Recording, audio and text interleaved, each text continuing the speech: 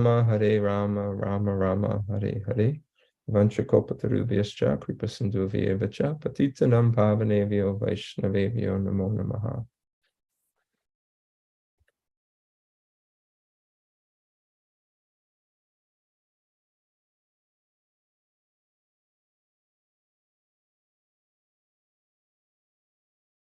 So the verse once again. It was he only who loosened the hair of all the wives of the miscreants, who dared open the cluster of your queen's hair, which had been nicely dressed and sanctified for the great Rajasuya ceremony. At that time, she fell down at the feet of Lord Krishna with tears in her eyes. So this is first of all, I'd like to thank everybody for coming today. I apologize for being late. I was out driving, had to drop my son off at school. Weather's quite bad out there, so if anybody's driving, please be careful. So it was sleeting out starting around 7:30 today. And thank you, Mother Vinjavali, for chanting, and Vishnu Prabhu for doing the verse for us today.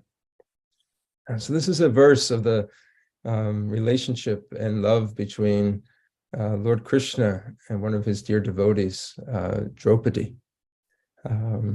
Draupadi is one of the great personalities, great devotee personalities in the Mahabharata and here in the Srimad Bhagavatam.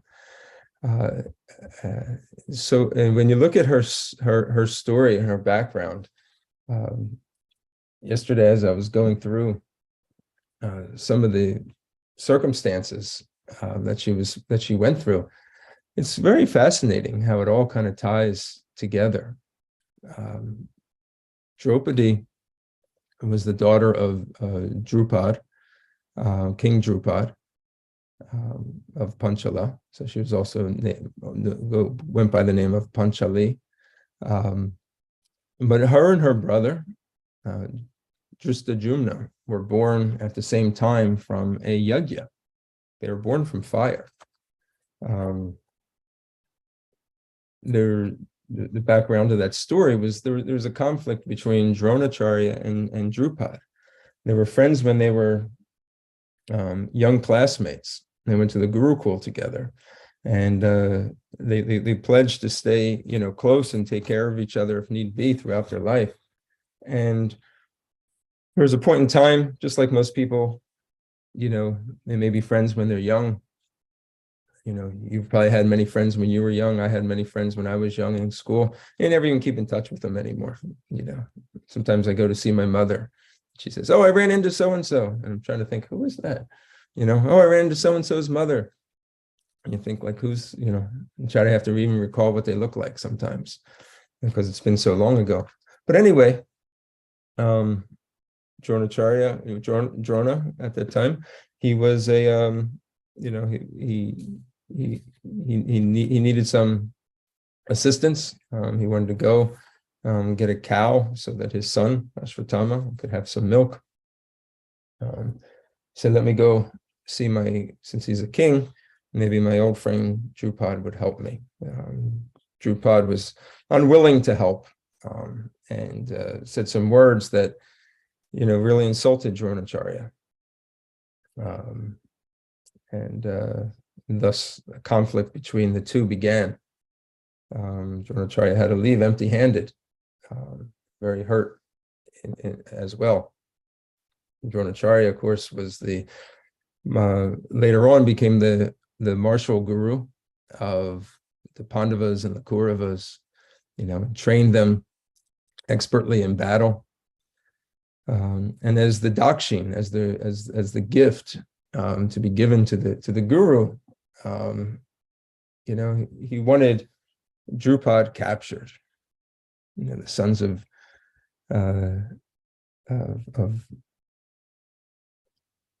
Dhritarashtra, led by Duryodhana, went out to try to capture him, but they wound up in defeat. Arjuna valiantly said, "I will do it.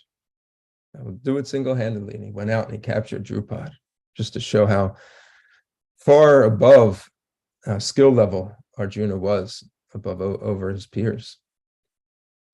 He captured and bound Drupada and brought him to the feet of Dronacharya. Now it was Drupad's turn for revenge. And his part of revenge is that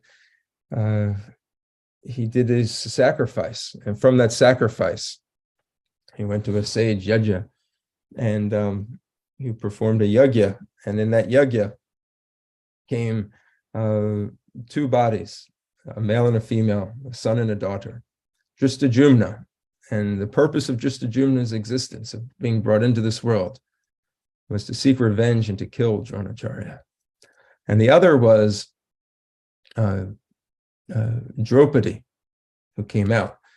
Beautiful color. She was also known as Krishna because of her blackish color of her skin that resembled very much like Krishna. So she was born to marry Arjuna.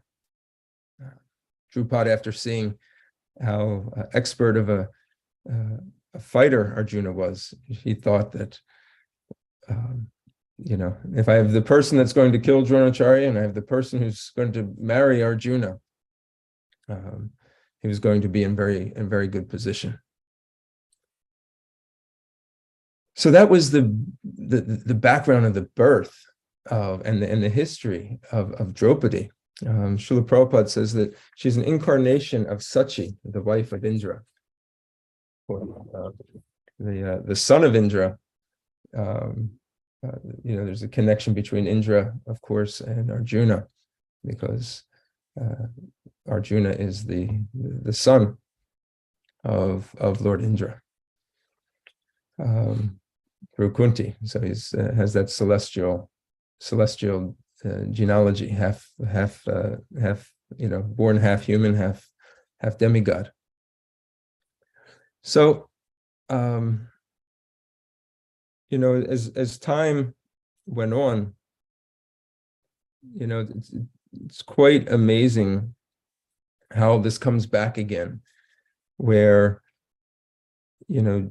Draupadi later finds herself in a position where when Yudhisthira had lost in the dice match and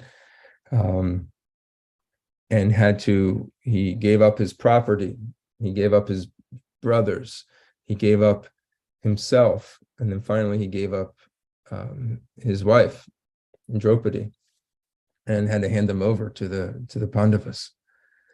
And in that place at time, she was extremely vulnerable. She was told to arrive in the court where she would basically be given over. A messenger went to go get her. And when she heard about what had happened, interestingly, her first response was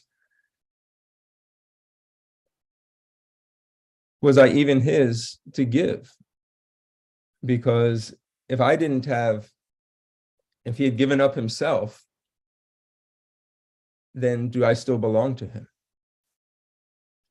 So she tried to delay a little bit to find out what could happen.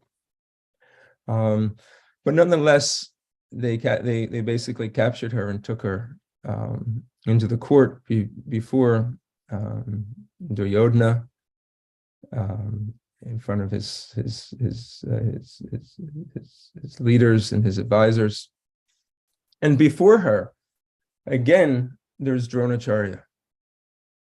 Now, Dronacharya, earlier on, he had taken on a disciple, interestingly enough, of Drishtajumna. Now, Dronacharya knew that Drishtajumna was born to kill him. But because Drishtajumna approached him and asked him to be a disciple, he still accepted him. So he was going to teach somebody that he knew was going to later come back to kill him. He was well aware of what had happened and the son and the daughter that were born. And he was well aware that Draupadi was, married to Arjuna. And now he was there in the courtyard and he was asked his opinion about what should be done. Anybody want to speak up against the activity that was going to take place, where to humiliate Draupadi, in an assembly of all men in front of her husbands. And she was now taken away. And Dronacharya remained silent. He could have kind of put an end to all of it, but he remained silent. Interesting how the things come together again. We'll come back to this again, but one other connection is, so later on, after Drishtajumna winds up killing Dronacharya, Dronacharya's son seeks revenge. His son Ashvatthama. And Ashvatthama, his revenge is, he went out to kill the Pandavas, but wound up killing the 5 sons of Draupadi. So the person who was more or less born to kill Dronacharya winds up killing him. His sister, her sons wind up getting killed by Dronacharya's. Her sons get killed by Dronacharya's son. So there's just this level of revenge after revenge that's going on. And then finally, Arjuna says, I will bring his head to you. I will sever off his head, and you can stand on it and take a bath. And, basically wash your hair. I believe in his blood, basically just to, kind of get the last word. And after being captured, Ashvatthama was then brought to Draupadi. And then Draupadi's response, finally, she says, we've had enough. She says, let him go. I can't bear to allow his mother to feel the same pain that I'm being forced to feel. And she brings an end to it.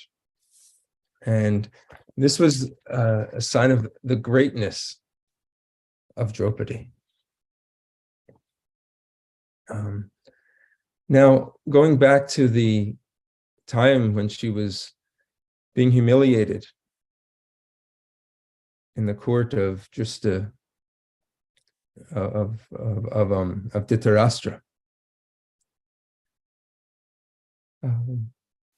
At her lowest point, at her lowest time, we actually see, and she was her body about to be victimized. We see that she refuses to be victimized within her heart, and that her exceptional character actually transforms the lowest point in her life and actually turns it into one of the most celebrated acts between the Lord and his devotee. Something that went from her trying to be dishonored and by the hands of Dushashan, who actually was the one that tried to, pull the sari off of Draupadi. He was the brother of Duryodhana, a son of Dhritarashtra. We see she emerges as actually one of the most honorable people. For a woman, this is one of the greatest fears of being touched inappropriately, by somebody, being humiliated in public in a way of being, who knows what was going through her mind. She was powerless. Are they going to, take it further and sexually abuse her, rape her? We don't know. We don't know this, what would have happened. But they were certainly using her as, to humiliate the Pandavas and to drive the wedge and the nail into their heart even deeper. And when the plea to go to all of the elders, when they couldn't come to her defense, there was Vikarna. He was a brother of Duryodhana who did speak up, but he was dismissed. Vidura, he tried to speak up, but his voice didn't carry very much weight. Interestingly enough, Karna was very outspoken about how having, Draupadi treated in this horrible way.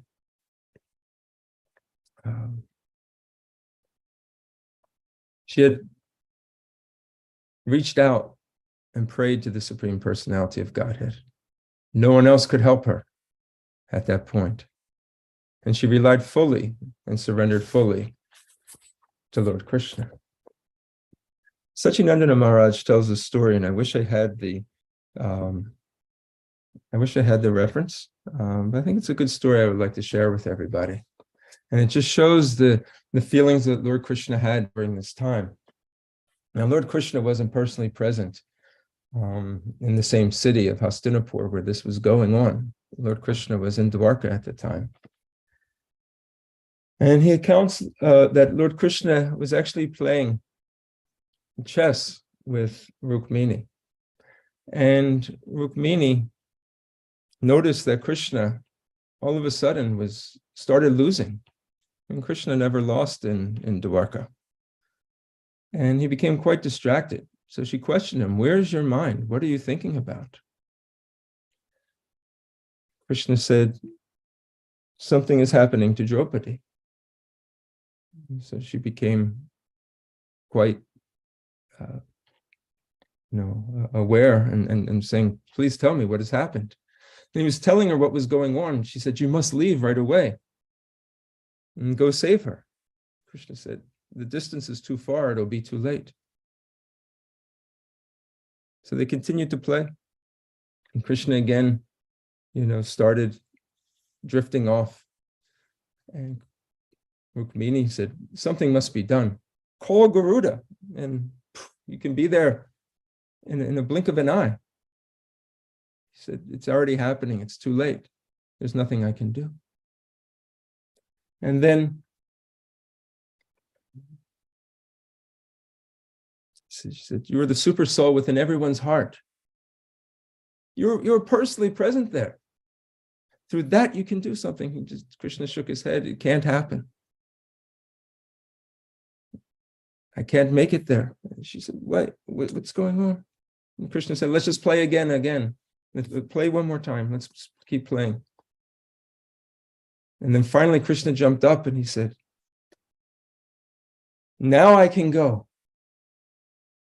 She says, "Why?" She says, "Why now?" She says, "Because Draupadi has actually paved the road for me with her sincere prayers. The road is now paved that I can go there immediately." And that is bhakti, calling out to the Lord with complete dependence. And when one calls out to the Lord with complete dependence, Krishna says that he becomes indebted to such a person. This is quite amazing, a quite amazing quality of Lord Krishna. This is the Supreme Personality of Godhead. And he becomes indebted to a person who calls out his name with love and devotion. This is stated by Rupa Goswami. in the Nectar of Devotion, in 21st chapter. One of the qualities of Krishna is being grateful. This is the 17th quality. I'll read here what Srila Prabhupada says. Any person who is conscious of his friend's beneficent activities and never forgets his service is called grateful. In the Mahabharata, Krishna says, when I was away from Draupadi, she cried with the words, "Hey Govinda, this call for me has put me in her debt, and that indebtedness is gradually increasing in my heart." This statement by Krishna gives evidence of how one can please the Supreme Lord simply by addressing him, "Hey Krishna, hey Govinda." The Maha Mantra, Hare Krishna, Krishna Krishna, Hare Hare, Hare Rama, Rama Rama, Hare Hare, is also simply an address to the Lord and his energy. So anyone who is constantly engaged in addressing the Lord and his energy, we can imagine how much the Supreme Lord is obliged. It is impossible for the Lord to ever forget such a devotee. It is clearly stated in this verse that anyone who addresses the Lord immediately attracts the attention of the Lord, who always remains obliged to him. This is quite fascinating. This is the Lord, this is Lord Krishna, this is the Lord that we worship. Draupadi called out, "Hey Krishna, hey Govinda, Hari Murari, hey Natha Narayana Vasudeva." And what seemed like Krishna to say, I couldn't make it, but then boom, he was there on the spot. He said, she's paved the road for me to travel into her heart. And then, of course, Krishna, who vows to always protect his devotee, provided an endless supply of her sari. So as it was being pulled, it kept being added onto.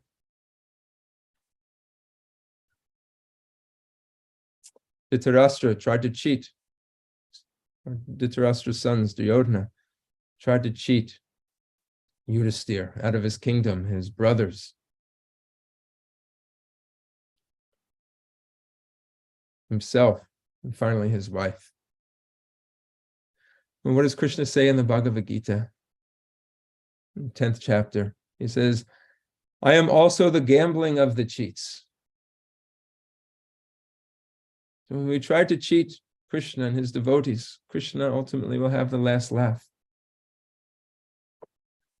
Srila Prabhupada comments, of all the cheating processes, gambling stands supreme and therefore represents Krishna.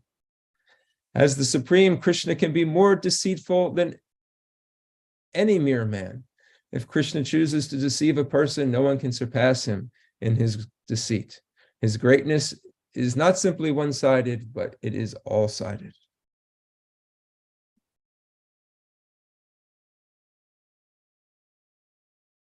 It is only through our love and devotion that will attract the attention and mercy of Krishna. Bhakti mam abhijananti yavanyas chasmi tatvataha tato mam tatvato gyatva vishate tar anantaram. One can understand me as I am, as the Supreme Personality of Godhead, only by devotional service. And one is in full consciousness of me by such devotion, he can enter into the kingdom of God. This gives us some insight into how Krishna views his devotees. And therefore, we can understand any attempt of harming a devotee, insulting a devotee, offending a devotee, some type of purposeful aggression towards a devotee, Krishna does not tolerate. And here it is saying that it was actually, so Dushashan was the one who had tried to take the robe or the sari off of Draupadi. And here, all the people that witnessed it, Dushashan, his sons, as well as all the other, sons of, or brothers of Dhritarashtra, they were all killed in battle. Bhima took a vow at that day and said, I'm going to kill Duryodhana. I'm going to, by breaking his thigh, because he indicated that Draupadi come and sit on his thigh and to please him. He said, I'm going to rip the heart, open the chest and rip the heart out and drink the blood of Dushashan. Bring that blood to Draupadi, because he touched her hair and he's the one that tried to disrobe her. And he was going to kill all the other sons of Dhritarashtra in battle. And he was successful. But it got reversed, and Srila Prabhupada explains here that the loosened hair is a sign of a widow. A widow, I guess, loosens her hair, unties whatever, unties it, and it hangs down. No need for a widow to get dressed up. They put on white and accept a life without their husband. And this was done by Lord Krishna's arrangement in the Battle of Kurukshetra. So I wanted to end here on the point that Krishna does not tolerate this behavior against his devotee. Two examples I wanted to bring up. We'll start with Gopal Chapal. This is a story. This is a pastime from the Chaitanya Charitamrita, and there was a Brahmin by the name of Gopal Chapala, and he stated that he would talk very harshly, and especially against. He was very unhappy by the fact that at Srivas Thakur's house, there were these great kirtans going on, but no one could attend other than those who were invited. As invitation only. This was at the beginning of the Sankirtan movement. And he wasn't invited, and they were disturbed, especially the Brahmins, that, what is Chaitanya Mahaprabhu doing? Is he ruining is he ruining our dharma? Is he changing our religion? He would speak very harshly. Especially he had something out for Srivas Thakur because he was the one facilitating this. So one night he put paraphernalia to worship the goddess Durga, which consists of wine and other types of articles that was to worship. And he put that, so in the morning, when everybody would walk by the house, they would see all this, and it would expose him as a worshiper of Durga, and basically a false or fake Vaishnava. He was a Vaishnava on the surface, but deep down, this is what he was doing. He was a setup. He set him up.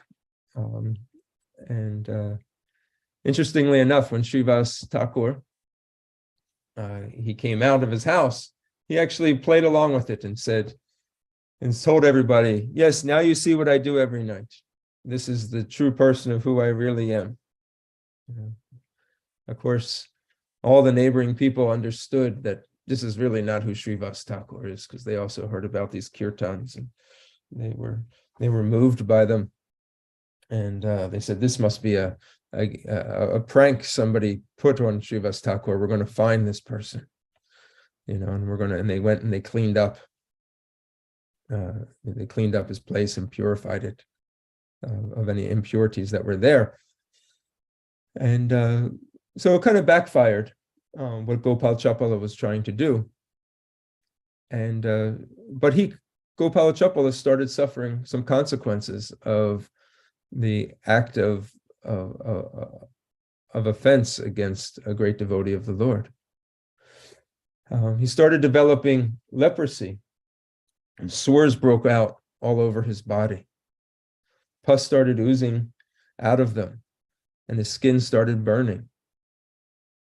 And right away, he understood this was due to his actions against one of the Lord's devotees. And he came up upon Lord Chaitanya one day while he was walking along the Ganges. And he approached the Lord and started praying to him and saying, please, I know this is a result. This is all you're doing. You're the Supreme Lord, and because I've offended your devotee, this is what happened. Please remove my horrible condition. And the Lord said, really, your horrible condition is not what's happening to your body, but is what has happened to your heart. Your heart has become filled with envy and jealousy and greed.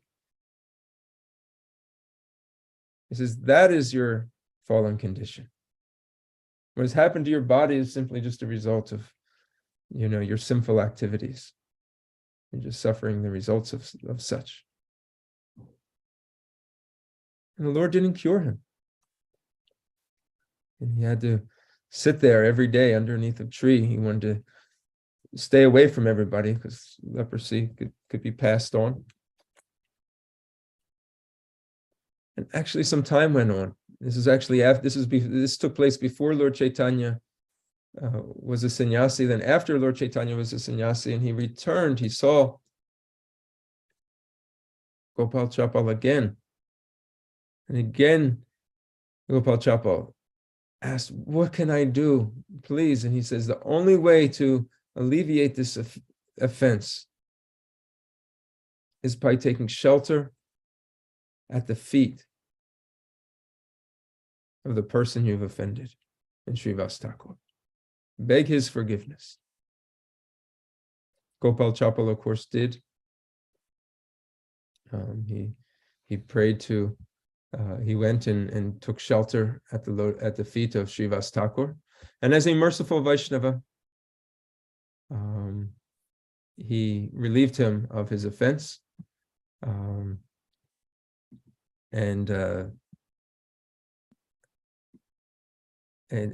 he was restored. It says, Gopal Chapal went to Srivas Thakur's house and took shelter of his lotus feet, and by Srivas Thakur's mercy, he was freed from all sinful reactions. So an offense is committed. This is the example of what should be done. One should go. The easy part is going to the Lord, we think, because we don't have to face the person. Because facing the person is much more difficult. We think, okay, well, the Lord is there. Maybe it's kind of more of an impersonal view that we have. Lord may be more merciful. But here we see the Lord is not merciful to one who is an offender to his devotees. But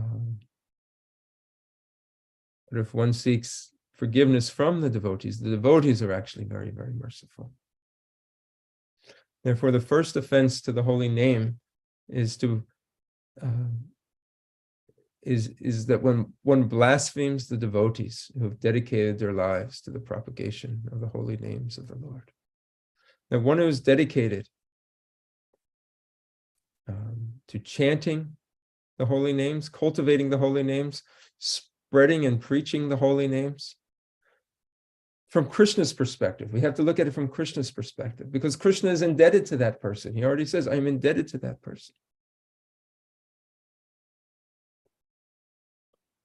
So we can understand how Krishna feels about it. So we must take this very seriously. I know sometimes it's hard. Our conditioned nature is to talk badly about people or say things harmful to people. Sometimes by putting other people down, it raises you up falsely. But this is all on the level of false ego. This is not the behavior of a devotee. This is not what pleases Krishna.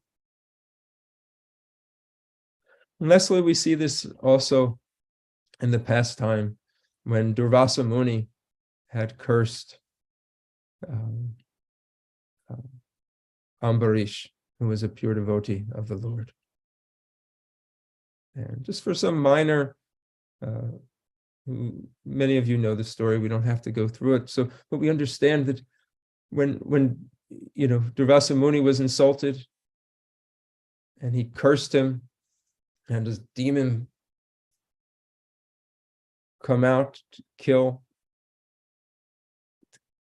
Ambarish Maharaj.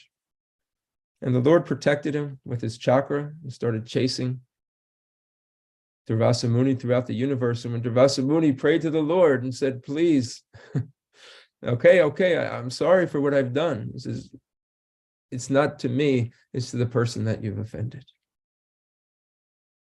So we can take this as a lesson away from today. Not only the Lord's mercy, and how the Lord feels towards his devotee, and how he becomes indebted to a devotee who chants his holy names, especially in the time with great feeling and with great faith. The Lord becomes indebted to such a person, and that the Lord does not act very kindly upon those who are offenders of his devotees. And then if we're going to, and then if an offense does happen, the way to get freed from it is by begging forgiveness and asking for mercy from such devotee. Okay, I will end here, see if there's any comments or questions. Hare Krishna.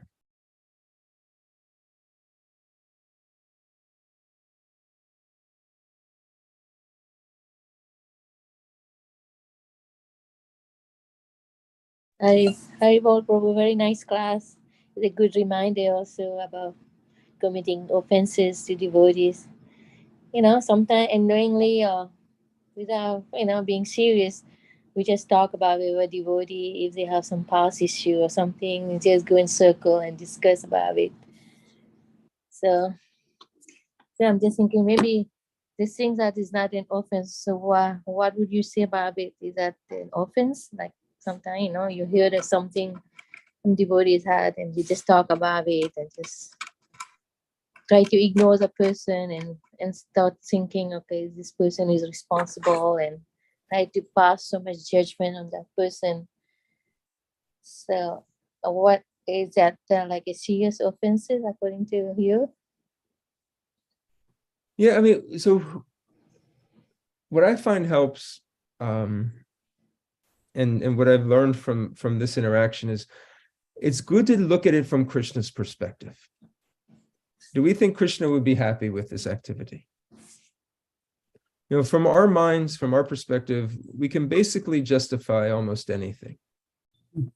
Well, it has to be this way because I'm saying this because I have to protect everybody, and therefore if I don't say it, nobody will say it, and therefore I have to.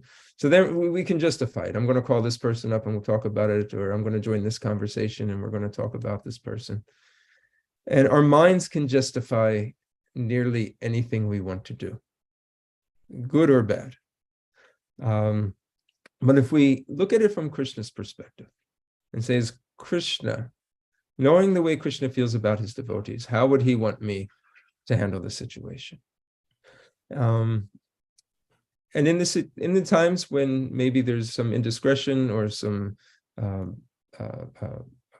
act of aggression that a devotee makes towards somebody else, and it needs to be dealt with. It's not that people who are on the path of practicing Krishna consciousness don't make really bad mistakes. They do. We've seen that. We over and over again. It happens because they're in the purification process. We should first look and see, is there something that I can really do about it? Or is my contribution just going to create more disturbance? And is it going to make me more entangled in the situation? And if there's nothing that I can really do about it, and I'm going to become more entangled, and I may entangle more people, then actually we're doing a disservice to ourselves, to the person. And this can't be pleasing to Krishna. Krishna loves that person. As he says, anyone who's called out my name, he's indebted to that person, if it's with sincerity. So Krishna sees the long game. Oftentimes we see the short game. So we should be very careful. If in doubt, stay away from it. You want to really associate with advanced Vaishnavas. We'll notice in their association, they're not talking this and that about this person and that person. They don't do this activity. Now, they may have some business that they have to take care of in the sense of, whether it's through discipline or correction or mentoring or helping, or even coming up with some type of judicial process. But they don't, it's not something where they actually take pleasure in doing. It's a matter of duty that they do so. It's not in the mood of gossip or recreational talk. So we should avoid that as much as possible. And we should honestly evaluate in our heart where it's coming from, if it's there.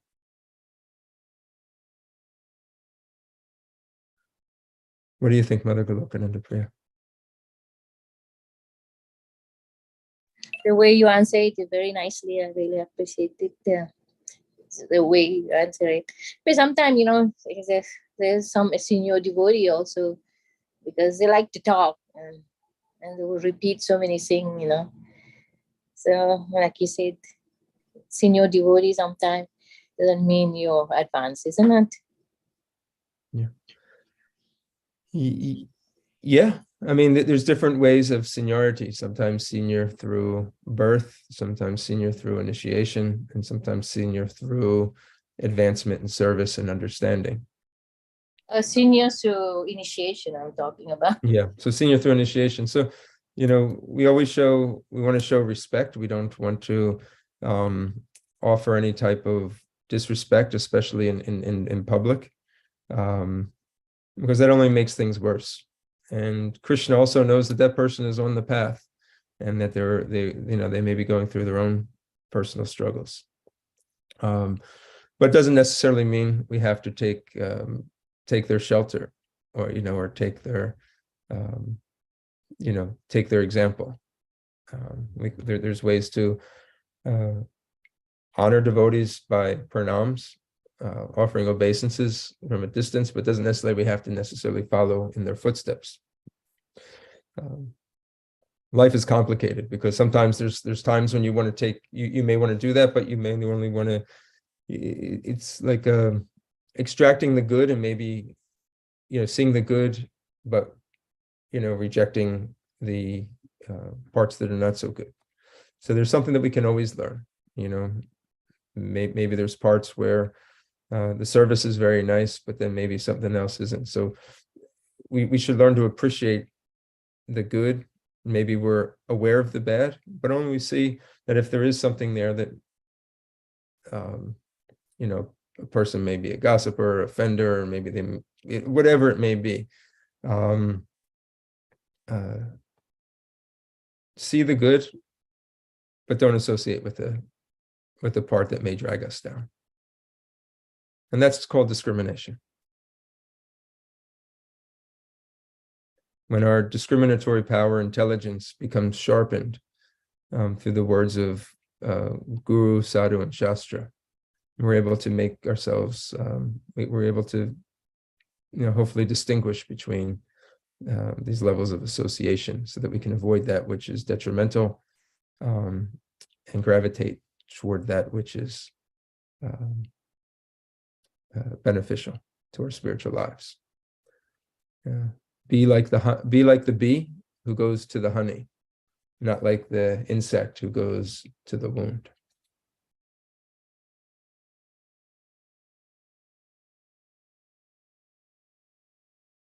Anything else? Any other thoughts or realizations? one thing that I like to do is remind myself that all of these instructions are for me to learn. Um, Sometimes I forget that and I'm like, oh, you know what? That's what the verse was saying, and they're not following that. And it may be true, it may not be true, whatever the case may be, but I have to remind myself I need to be like that. We keep singing the Sikshashtakam, and it's instructing us to be tolerant like a tree and humble like a blade of grass. I need to be humble like a blade of grass. I need to be tolerant like a tree, not expect somebody else to be tolerating more than they are tolerating. It takes a lot of inward looking. It takes a lot of introspection. And it takes a lot of time. It's not easy. It's not easy, but I think reminding ourselves constantly, I need to be the one to perfect myself. Yes, we need to help others, but first I need to get myself there. Yeah. For me, at least, that seems to be what's helpful. No, that's actually very wise, because that's the instruction of Srila Bhaktisiddhanta Saraswati Thakur. When you said first look at the fault within yourself, because we're not in charge of other people's lives. Everybody is a free, has free will.